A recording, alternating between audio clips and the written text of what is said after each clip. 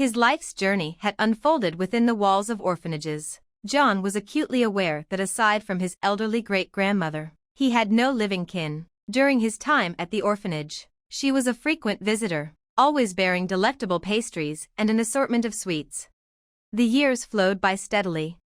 Upon graduating from the orphanage, John found his footing at a vocational school. He secured a modest apartment room for himself. During weekends, his heart gravitated towards his cherished great-grandmother, Jasmine. His affection for her ran deep, and on each visit, he arrived bearing thoughtful gifts, reciprocated with her warm pastries. They would converse at length, sharing stories and laughter. On this particular occasion, John came bearing a grand bouquet of roses, marking the occasion of his beloved grandmother's birthday. She extended invitations to neighbors, and the jubilation ensued. After the last guest had departed, John embraced his great-grandmother tightly, his curiosity rekindled about his long-lost parents.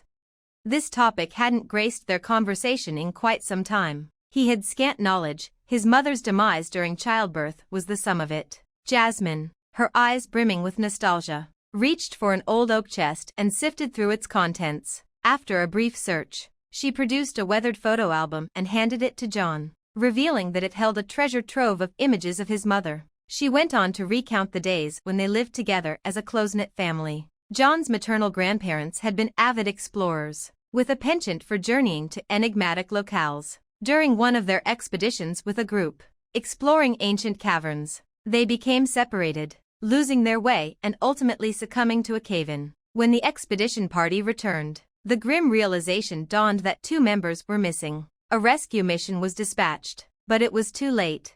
With the children left parentless, Jasmine assumed guardianship of her granddaughter, who was younger then. However, this mantle of guardianship did not extend to John. As tears welled up in his eyes, he perused the photographs intently. A startling discovery awaited him as he stumbled upon a picture of his mother cradled in the arms of a young man. He inquired about this mysterious figure to his great-grandmother. She studied the photograph for a moment before sighing, revealing that he was none other than John's father. Her knowledge of him was limited, as he had arrived as part of a student group to assist with the harvest, where John's mother was also working.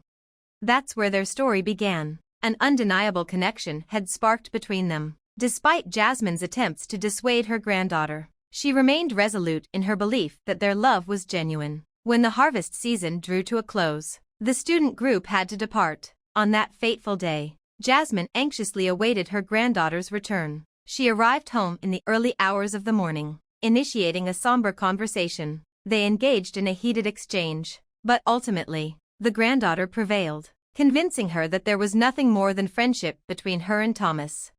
The passage of time was relentless. The grandmother couldn't help but notice the changes in her granddaughter, her newfound penchant for salty foods, her growing pallor. Concerned, she approached her, expressing her worries, but her granddaughter brushed them aside with reassurances that all was well. Then, one day, her granddaughter announced her intention to travel to the city, citing the need for new clothing and the lower cost of groceries there. As their supplies dwindled, with a warm goodbye, the granddaughter embarked on her journey, leaving the grandmother to visit their neighbors for a pleasant chat.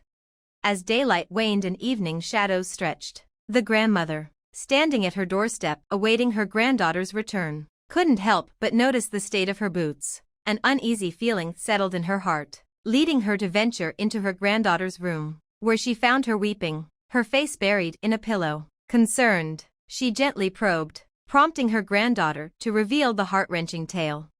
It appeared that Thomas had received a military draft notice and had been dispatched to war. But the most devastating news was yet to come. Thomas had not returned. Their convoy had fallen prey to an ambush, with no survivors. The news of his death had left Thomas's parents in a state of despair, and within weeks, he was laid to rest. The granddaughter recounted this harrowing tale to her grandmother, who resided in the same house as Thomas's parents.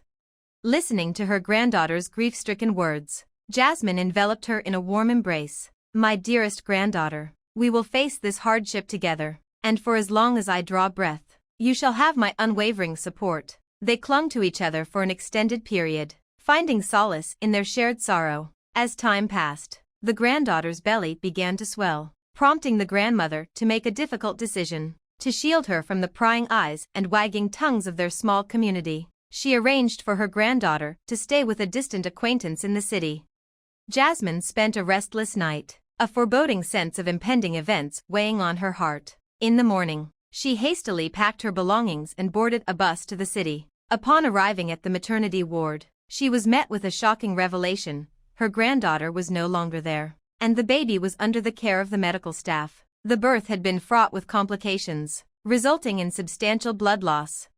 Tragically, only the baby had survived, as the granddaughter had passed away. Now advanced in years, Jasmine made the heart-wrenching decision to place the child in an orphanage. As she concluded her heart-rending tale about the grandmother, she wiped away her tears with a delicate handkerchief. John, moved by the story, asked his grandmother for the photograph featuring his mother and father, which bore an address and a home phone number on the back. He hoped that by reaching out to neighbors who might still remember them, he could uncover more about his father's past. His great-grandmother welcomed John's quest, understanding that every individual has the right to uncover their family history. As John arrived in the city, he made his way to the address imprinted on the photograph. Approaching the building, he noticed a cluster of elderly women engaged in lively discourse near the entrance. John greeted them courteously, apologizing for disrupting their conversation, before inquiring about the apartment where his father had once resided. The elderly women exchanged knowing glances, and then one of them stepped forward, offering an explanation. She revealed that a disabled man in a wheelchair currently occupied that apartment, cared for by a dedicated woman. Presently, he eked out a living by playing the guitar in the underground passage. Each morning, a woman brought him to his performance spot, attended to his needs, and escorted him back home in the evening. With renewed determination, John headed towards the apartment building. He had often passed by it countless times, and the sight of the gray-haired man in the wheelchair, strumming his guitar, had always drawn him in. Perhaps this man held the key to unlocking the secrets of his father's past. Considering his long tenure in that apartment, John descended into the subway, approaching the man in the wheelchair, and their eyes met, setting the stage for a crucial encounter. "Why aren't you playing? Why so silent?" John inquired, breaking the stillness of the moment. The stranger regarded John with a mix of curiosity and caution. "I'd like to know your last name and first name first," he replied cautiously. Puzzled, John pondered the request but decided to trust the stranger. He retrieved a cherished photograph of his mother from his pocket and extended it to the man. "I believe this might provide some answers," John explained, noting the striking resemblance in their eyes and the subtle strands of gray in their hair.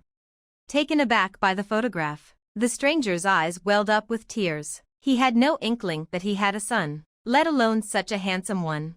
Moved by the revelation, John offered a trembling hand to his newfound father, forging a profound connection between them. He then accompanied his father to the apartment building, where the door was opened by the woman who had been diligently caring for him.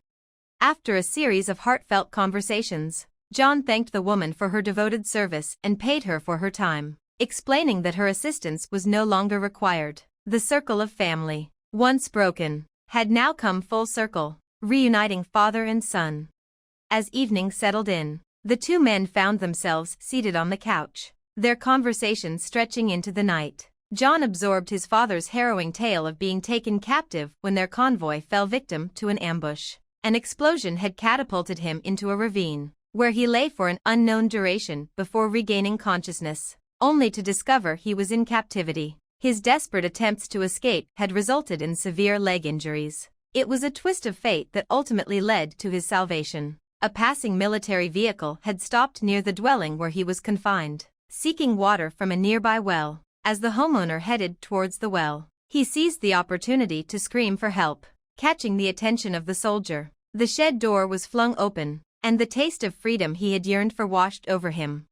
Following his rescue, he was airlifted back to his homeland, where he received the somber news of his parents' passing. The love of his life had also tragically departed this world.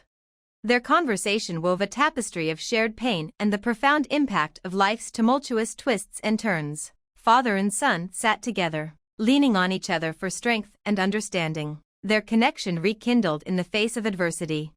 For an extended period, Thomas diligently worked on the task of restoring his long-lost documents. To his surprise, his parents' apartment, which had once been a bustling abode, had remained vacant, despite various tenants passing through without staying for long. Engaging in heartfelt conversations with his father, John unearthed a treasure trove of stories from their shared past. He learned of his father's inseparable friend, a companion with whom Thomas had shared countless adventures. Armed with his friend's last name, John ventured into the realm of social media and reached out with a heartfelt message detailing his father's journey and their newfound connection, accompanied by a request for a meeting.